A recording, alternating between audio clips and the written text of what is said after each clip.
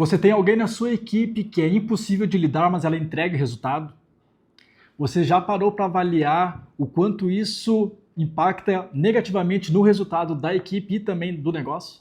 E você então acaba gastando muito mais energia com esse tipo de pessoa, que é mais difícil de lidar, mas porém entrega resultado para você, e gasta menos tempo com a equipe.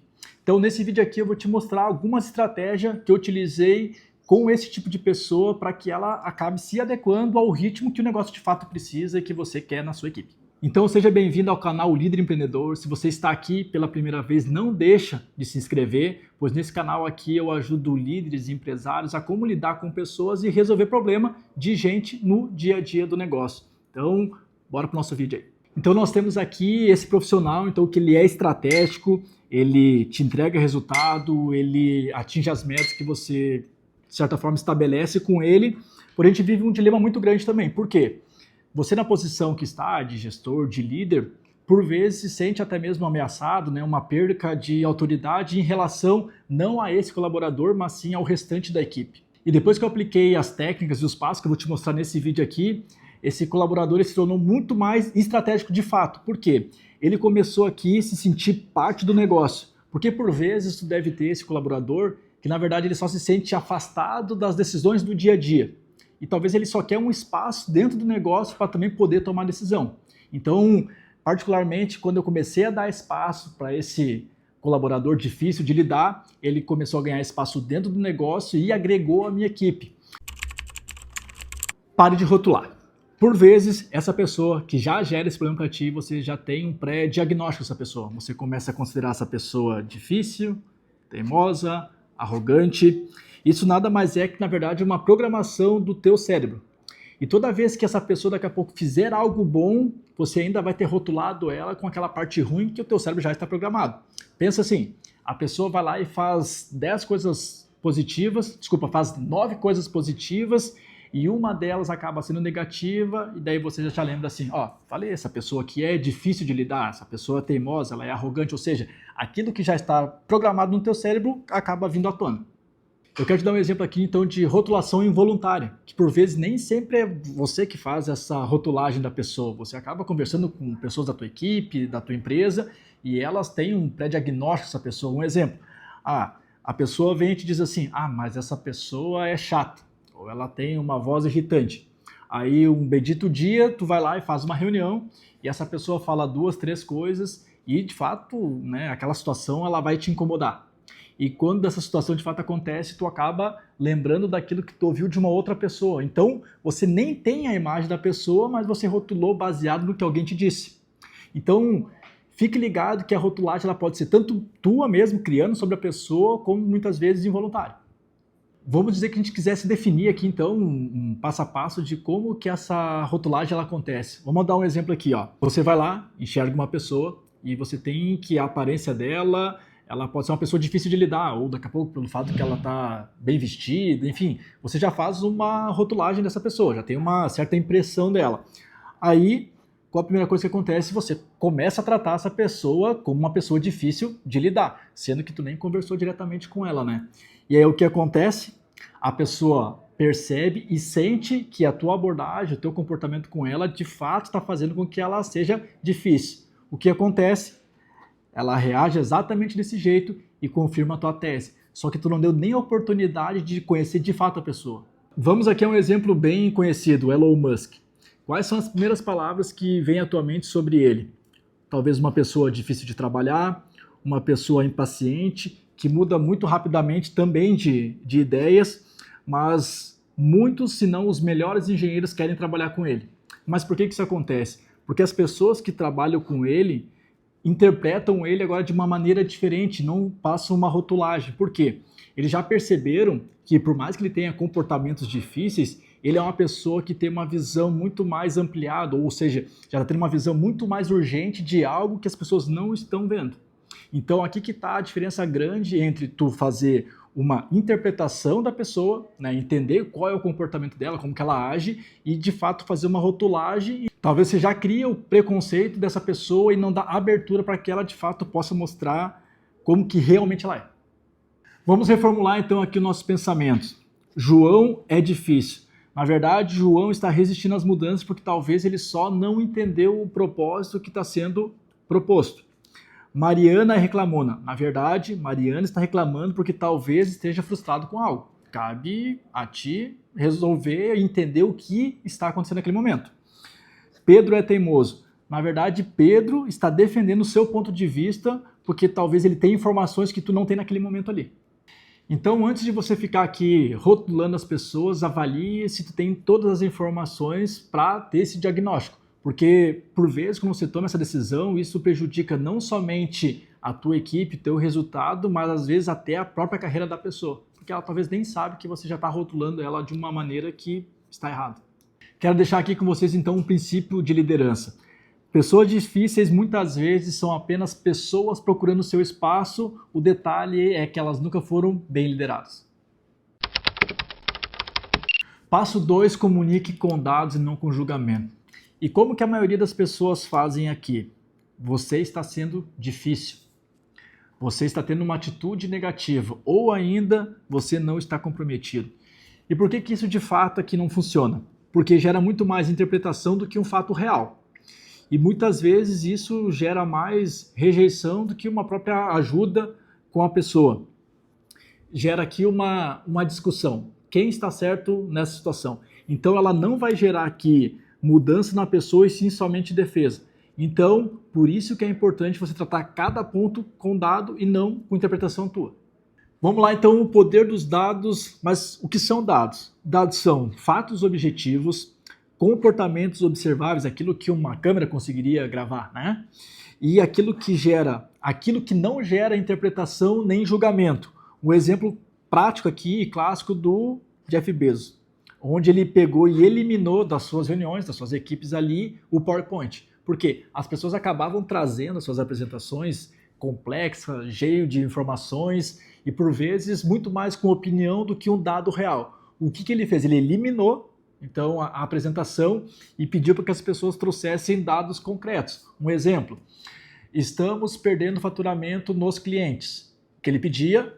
Qual cliente? Estamos baixando nossas vendas em livros.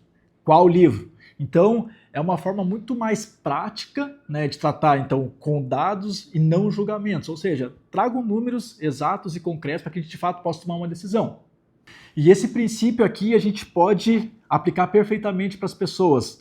Troque então, você está sendo negativo por dados concretos do comportamento dessa pessoa. Vamos a um exemplo aqui então bem específico. Na reunião de segunda-feira, às 10 horas, você interrompeu o João. Isso fez com que o João não apresentasse outras ideias. Na próxima vez eu espero que você ouça toda a apresentação e só aí dê a sua opinião. Agora eu vou te explicar então onde estão os 3 elementos dentro desse exemplo aqui. Na reunião de segunda-feira às 10 horas, você interrompeu o João. Aqui nós temos o nosso comportamento específico observado, ou seja, tu viu um comportamento da pessoa durante a reunião. O segundo elemento, o impacto desse comportamento, o que aconteceu? Ele fez com que o João deixasse de apresentar outras ideias. E o terceiro elemento aqui, o comportamento desejado, ou seja, aquilo que você quer que a pessoa faça da próxima vez. Então, da próxima vez, ouça toda a proposta e só no fim você dê a sua opinião. Tá, e por que isso de fato funciona e como funciona tanto para a pessoa como para você? Vamos dar um exemplo aqui para a pessoa. Ela não vai poder negar o fato, porque você deixou muito claro nesses 3 pontos onde foi que ela falhou. Ela entende exatamente onde precisa mudar, ela já percebe que você não está mais atacando ela pessoalmente, né? Vê o impacto das próprias ações e tem clareza do que se espera. Ou seja, tu deixa de forma muito clara e objetiva o comportamento da pessoa e como quer que ela de fato se comporte. Mas e o que isso muda para você? Então você fica muito mais objetivo e não reativo, porque isso nos ajuda no nosso próprio comportamento. Você foca agora muito mais no comportamento e não na pessoa. Por fim, isso dá um caminho claro para a solução. Ou seja, você define nesses 3 pilares aqui como que a pessoa deve se comportar a partir de agora. Dificilmente a pessoa vai voltar a ter esse comportamento aí errado. Padrões só funcionam quando eles são mensuráveis. Assim também é o comportamento das pessoas, porque com dados a gente elimina aqui a subjetividade. Contra fatos não há argumentos. Passo 3, invista na sua comunicação. E aqui vem uma verdade desconfortável. Às vezes a pessoa difícil não é o problema, e sim o problema está como que você se comunica com ela. Vamos ao caso do Elon Musk mais uma vez. Ele é conhecido por ser brutalmente direto, por vezes agressivo ou até mesmo difícil. Ele tem uma regra dentro da empresa. Qualquer pessoa pode falar com qualquer outra dentro da empresa, inclusive com ele mesmo. Isso elimina aqui a hierarquia da comunicação. Qual o resultado disso? Os problemas chegam muito mais rápido aqui e as decisões são tomadas mais rápido ainda. E qual é a lição que a gente tira aqui? Comunicação clara e direta, mesmo que desconfortável, é melhor que aquela comunicação educada, mais confusa. Porque pessoas difíceis muitas vezes querem apenas clareza. Mas por que então uma comunicação ruim cria pessoas difíceis? O que acontece aqui, principalmente quando você se comunica mal, você deixa espaço para interpretações. A pessoa, por exemplo, aqui ela fica na defensiva antes mesmo de a conversa de fato ser iniciada. E você já tem a sua interpretação. Você começa a avaliar essa pessoa como resistente e ou gera dificuldades nessa comunicação. E quando você se comunica bem, você elimina a ambiguidade. A pessoa entende claramente o que você quer, você não abre espaço aqui para suposições e principalmente a pessoa foca em executar e não ficar adivinhando as coisas. Resumo, tudo flui. Então vamos aqui então para uma técnica para aplicar esse passo 3. Ouça sem interromper, mesmo que você discorde. Faça aqui algumas perguntas abertas como essas aqui, ó. Me conta mais sobre isso. Como você chegou a essa conclusão? Como você está se sentindo sobre isso? Aí você vai fazer o quê? Você vai voltar e refletir. Deixa eu ver se eu entendi. Você está dizendo que, ou seja, você volta um passo e faz uma reflexão sobre o que a pessoa falou. Você pode fazer também o seguinte: pelo que você falou, sua principal preocupação é... Mas por que isso funciona com pessoas difíceis? Porque a grande maioria das pessoas difíceis, elas não são ouvidas. Quando ela percebe que você está disposto a ouvir ela, a defensiva cai. Então é nesse momento que elas se abrem e você descobre de fato o que está por trás desse comportamento. Como que você pode fazer então para destravar essas pessoas difíceis? Em vez de você fazer, por exemplo, afirmações, você troca aqui por perguntas. Um exemplo, você precisa fazer assim. Você troca por esse modelo aqui, ó. Como você acha que nós podemos resolver esse problema, tanto para você como para o time? Outro exemplo aqui, quando ele então reclama. Você está reclamando. Troque, por exemplo, como você acha que poderia melhorar essa situação? Faz essa pessoa ser participativa, porque de fato é isso que elas querem fazer. Então, quando a pessoa aqui está sendo resistente, você não pode falar isso diretamente para a pessoa como exemplo. Você está sendo resistente. Você tem que fazer essa pessoa participar. Você poderia utilizar aqui, ó, o que te preocupa nessa proposta? Então, faz a pessoa falar, faz ela participar dessa situação. Um outro exemplo aqui é quando ela é muito negativa. Você vai lá e diz assim: pare de ser tão negativo. Evita de usar essa frase. Usa, por exemplo, essa daqui, ó. Qual seria uma solução que funcionaria melhor na sua opinião? Volto a dizer, bota ela no jogo, bota ela para participar. E aqui está o poder das perguntas. Você tira a pessoa da defensiva, você coloca ela como parte da solução e não mais do problema, e principalmente transforma o oponente em colaborador para os problemas que você tem para resolver. Um dos 16 princípios que Jeff Bezos mais incentiva dentro da Amazon é a discordância forte. Esse método aqui, na verdade, ele visa que as pessoas de fato contestem as ideias dentro do negócio. Mas aqui ele até aceita que as pessoas de fato tenham uma discordância forte, mas ele sempre pede para que todos apresentem o seu ponto de vista, mas principalmente para que eles se comprometam com a decisão. E aqui é onde é que a mágica de fato acontece. Então ele transforma pessoas difíceis que discordam em pessoas valiosas que pensam criticamente. E como que ele faz isso aqui? Com a comunicação clara. Então você até pode discordar, mas você deve se comprometer com o resultado depois. Então isso aqui ele começa a dar espaço para as pessoas de fato se expressarem, mas principalmente isso mantém o time alinhado aqui. Vamos então recapitular esse vídeo aqui então dos nossos 3 passos. Primeiro passo aqui, pare de rotular. Então, pare de chamar as pessoas de difícil, teimoso, chato. Porque aqui rotular programa negativamente o teu cérebro. Separe pessoas do comportamento. Olha só, ela não é difícil, ela está se comportando de forma difícil nesse momento. Lembre-se, até o Elon Musk, visto como uma pessoa difícil, gera resultados incríveis. Ponto 3, invista em comunicação. Feedback construtivo, mas com dados. Escuta ativa. Ouça para entender. Perguntas estratégicas.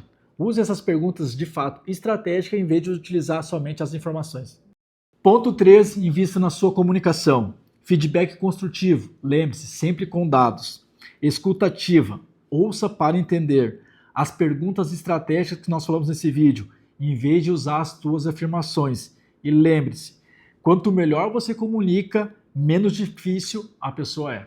E esses aqui são os 3 passos que você pode começar a utilizar hoje com a sua equipe para lidar com as pessoas difíceis. Porque lidar com pessoas difíceis dentro da tua gestão, dentro da tua liderança, do teu ambiente de trabalho faz parte. Eu aplico e funciona. Então, se você chegou até aqui, aproveita e clica no link da descrição desse vídeo aqui, que eu tenho um vídeo específico de como eu vou te ajudar a engajar ainda mais a tua equipe.